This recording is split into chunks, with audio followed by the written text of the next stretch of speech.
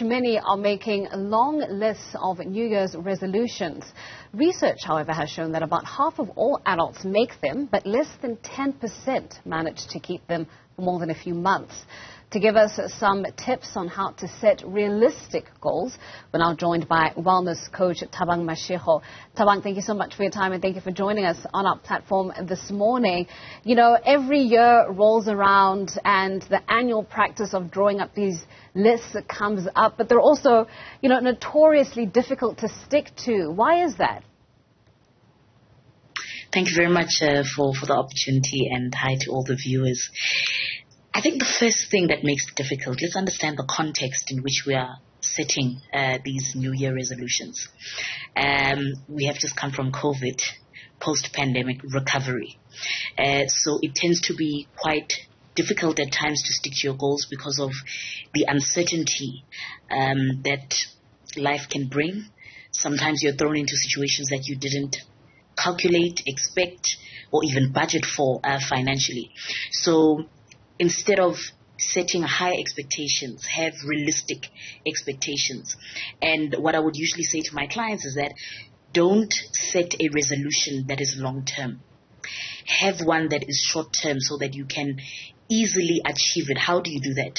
Your daily assignments or your daily routines must contribute to that main goal that we're talking about. So it tends difficult because sometimes we're thrown into unpredictable situations, and as I said, in the context to COVID, we're under recovery, financial recovery, emotional recovery. People are no longer the same. You are not the same. You've lost money, some have lost houses, some have lost family, beloveds, and so forth. So the context is different, and this is why sometimes it becomes a bit difficult to attain certain goals. Yeah, I mean, but how does one gauge what is a realistic goal or not? You know, people are often hearing all sorts of opinions and pieces of advice. I mean, for instance, if you're trying to lose weight as a goal for the year, for 2023, people are often told you have to jump straight into the gym, cut out all that sugar, cut out all those carbs. Which can be quite a shock to, you know, someone's lifestyle, but that's often the advice that's perpetuated. So how can one go about setting those realistic goals? For me, it starts with your environment. Your environment must be feasible enough for you to attain your goals. So it's as basic as starting in your kitchen. You know, if you want to lose weight, stop using canola oil, for example, or sunflower oil. You know, change to olive oil. You know, eat right, check, you know, some of the changes that you can make. Instead of a full Coke, go for a Coke Zero. If you drink alcohol, if it's, you know, 1 glass a night, try 1 glass a week. You know, so it's small steps that result in the biggest impact. And I think sometimes the reason why we don't attain our goals is that we rush straight in. All of a sudden, as you're trying to lose weight, now you are literally starving yourself for 3 days, or you're going on some kind of water fast for 7 days, and then next week it's back to your old habits. So it's small changes that can essentially ensure that you achieve those results. For example, financially as well. There's a great author called Sam Beckinger, and she says you don't earn your way to wealth, you save your way to wealth. And it starts with small activities. For example, if you earn 5,000 Rand and you save, for example, 10% of your salary every single month over 5 years, chances are by the time you start at 25 and by the time you're 31 or even 40, you could be very much close to 1 million worth of savings. So it starts with small, uncomfortable changes that you channel your mind to make. And it also starts with personal mastery. I think a lot of the times we always have these goals, but we don't have intrinsic values that are associated to the goals. If you're losing weight, why do you want to lose weight? Is it for health reasons because maybe there's a history of diabetes in your family? Or is it really for you to feel good, to elevate your self-esteem? If you want to start saving money, what is the main financial goal that you have? Do you want to take 6 months off as a sabbatical? Do you want to take time to write some novels? What is that main dream that you want to achieve? And instead of making it a New Year resolution, make it a lifetime resolution whilst you're still here on earth. Yeah. So it's the sense I'm getting from you is that it's definitely, more about a mind shift, a change in perspective rather than, these tangible sort of set goals. But what I find interesting, Thabang, as well, is the sort of counterintuitive aspect of setting New Year's resolutions where the year started. This then often leads to people becoming more anxious, leading to people having, mental health disorders created out of something that started out with a more positive outlook. 100%. We do find high levels of anxiety when it happens that some of our goals that we set for ourselves are either, as I mentioned earlier, not so realistic or not so measurable. So it's very important for you to pace yourself. And what I often would say in general is never waste a good crisis. Problems in our lives happen strategically, and they happen to sort of bring us back into alignment, realigning our spinal cord. Remember, when the spine is dislocated, you can't walk, you limp. So there are things that have to happen in your life to bring the spine back into position. And so instead of looking at external circumstances as, this is trying to weigh me down and so forth, understand why is it happening.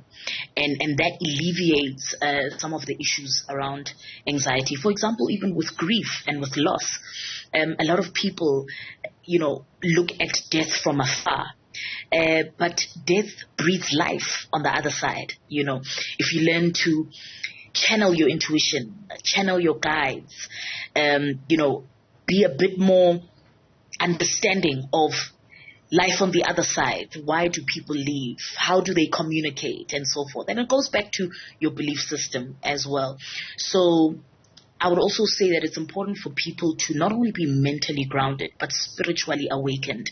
And spirituality has got nothing to do with religion, but it's got everything to do with merging your unconscious and your conscious mind. It's got everything to do with the fact that I might not understand why things are happening physically, but there is a manifestation that's manufactured in another realm.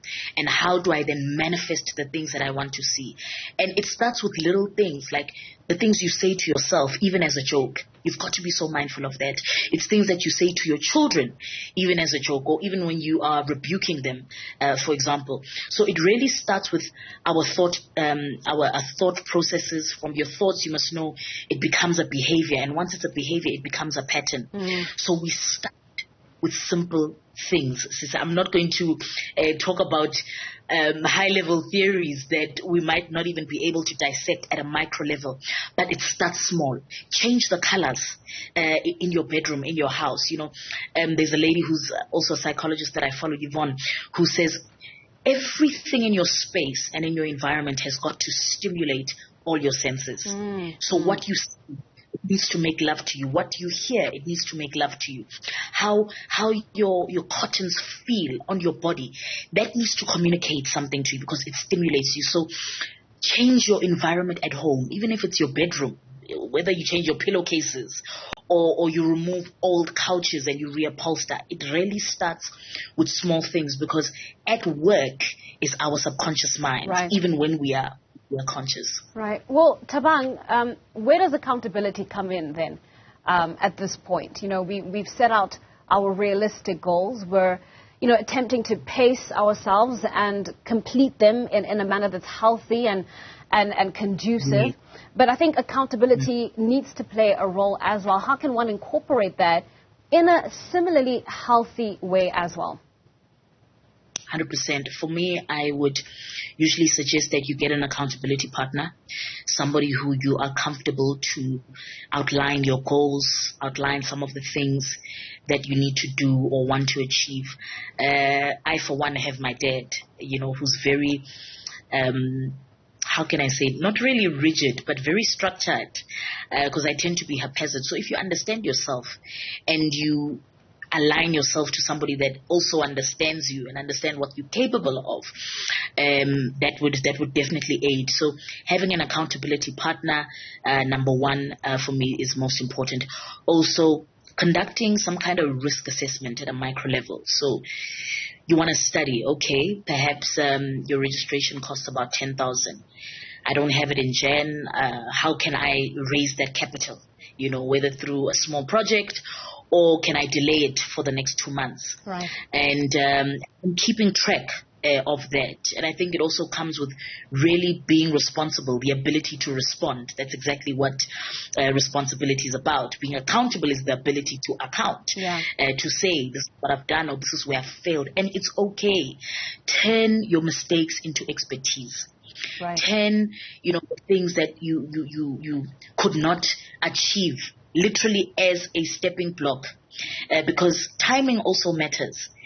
Perhaps you wanted to get a car in 2020, didn't work. It's 2023. Thank God for that. Right. Now, to get your car, it's going to start on a new motor plan, for example. Your 5 years will start in 2023, and then if you got it later, 2022, it would have started, then. So everything is intentional. Right. And I think for me, accountability and being responsible, it also comes back to your internal locus of control. Right. And understanding that this is what you want. You're not doing it for anybody else but yourself. Right. And this is why the why part is very important to know. Why do you want to do it? Because if it's for other people or any other reason that is not of intrinsic value, you won't really achieve it. Right. Well, Thabang, thank you so much for coming onto the program and sharing your insights with us. That's Thabang Mashigo, wellness coach, taking us through how we can put together those New Year's resolution lists. Let's take a look.